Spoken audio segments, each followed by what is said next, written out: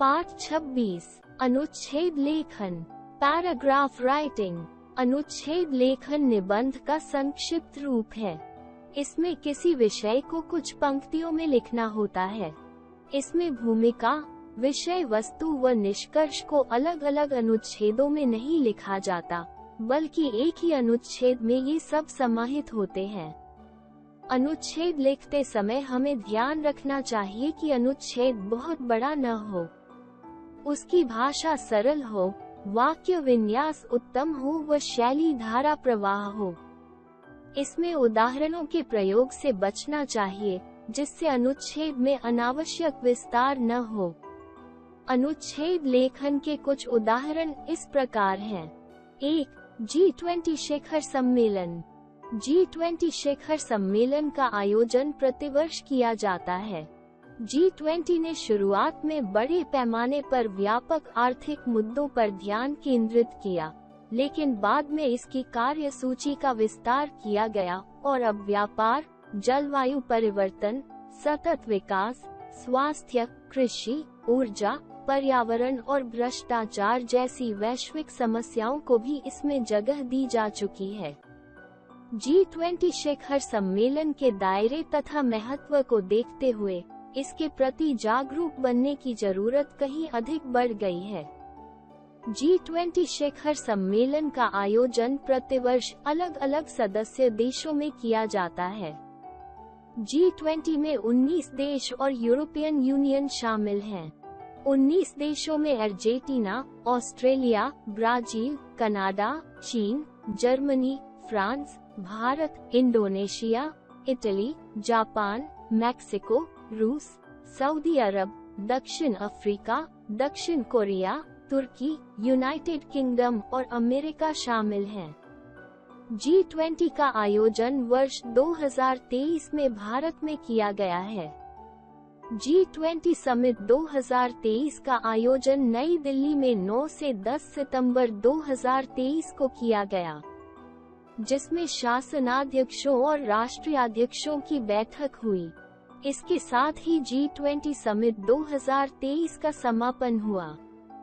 G20 नई दिल्ली शिखर सम्मेलन के समापन पर G20 की घोषणा को अपनाया गया, जिसमें संबंधित मंत्री स्तरीय और कार्य समूह की बैठकों के दौरान प्राथमिकताओं पर की गई चर्चा के दौरान विभिन्न विषयों पर नेताओं के बीच बनी सहमति की घोषणा की गई। 2. रेलवे स्टेशन का एक दृश्य। मैं अपने परिवार के साथ नई दिल्ली से भोपाल जा रहा था। उपयुक्त समय पर हम लोग घर से निकलकर ऑटो रिक्शा से नई दिल्ली रेलवे स्टेशन पहुँचे। वहाँ काफी चहल पहल और भीड़ थी। स्टेशन से बाहर ऑटो रिक्शा, कारें तथा अन्य निजी वाहनों की कतारें लगी हुई थी। यात्रीगण अपने सामानों के साथ स्टेशन से निकास अथवा स्टेशन के अंदर प्रवेश कर रहे थे। वहाँ लाल रंग की पोशाकों में कई कुली भी थे जो यात्रियों के सामान ढो रहे थे। कुछ लोग कुली और ऑटो वालों से पारिश्रमिक तय कर रहे थे। स्टेशन से बाहर गाड़ियों के आने जाने से संबंधित सूचनाएं सुनाई दे रही थी। कुछ लोग स्टेशन परिसर में जाकर डिस्प्ले बोर्ड पर रेलगाड़ियों के आवागमन का समय बहुत ध्यान से देख रहे थे। हम लोगों ने भी अपनी गाड़ी की स्थिति के बारे में जानकारी प्राप्त की। गाड़ी के निर्धारित समय पर खुलने की सूचना थी। हम लोग स्टेशन से बाहर के दृश्य को निहारते हुए प्लेटफॉर्म की ओर बढ़ चले और अपनी रेलगाड़ी में जाकर सीटों पर बैठ गए। 3. मधुर वचन। हम अपने भावों व विचारों की अभिव्यक्ति वचनों द्वारा करते हैं। कटु वचन किसे अच्छे लगते हैं? कौवा अपनी कर्कश वाणी के कारण ही दुत्कारा जाता है। कोयल को उसकी मधुर वाणी के कारण ही पसंद किया जाता है। मधुर वचन सुनने वाले व बोलने वाले दोनों को आत्मिक आनंद देते हैं। मधुर वचन किसी के क्रोध को शांत कर उसमें प्रेम उपजाने की क्षमता रखते हैं। मधुर भाषी व्यक्ति में दूसरों को अपनी ओर आकर्षित करने का विशेष गुण होता है। मधुर वचन दुखी हृदय को भी शांति व सुख प्रदान करते हैं। समाज में पारस्परिक सौहार्द उत्पन्न करने, परायों को भी अपना बनाने का सामर्थ्य मधुर वचनों में होता है। इसलिए हमें मधुर वचनों का प्रयोग करना चाहिए व कठिन से कठिन समय में भी कटु वचन नहीं बोलने चाहिए। 4. विश्व पुस्तक दिवस। विश्व पुस्तक दिवस का आयोजन सर्वप्रथम 23 अप्रैल 1995 में किया गया था। तब से यह प्रत्येक वर्ष 23 अप्रैल को मनाया जाता है। इस दिवस का आयोजन संयुक्त राष्ट्र के शैक्षिकी संगठन यूनेस्को द्वारा किया जाता है। इसे विश्व पुस्तक एवं कॉपीराइट दिवस के नाम से भी जाना जाता है। विश्व पुस्तक दिवस पर पुस्तक प्रदर्शनी तथा पुस्तकों के महत्व पर परिचर्चा सहित विभिन्न कार्यक्रमों का आयोजन किया जाता है। पुस्तकों से संबंधित अनेकानेक गतिविधियों का आयोजन होता है। पुस्तकों के महत्व पर विस्तार से चर्चा की जाती है तथा पुस्तकों के महत्व व उपयोगिता से सभी को परिचित करवाया जाता है।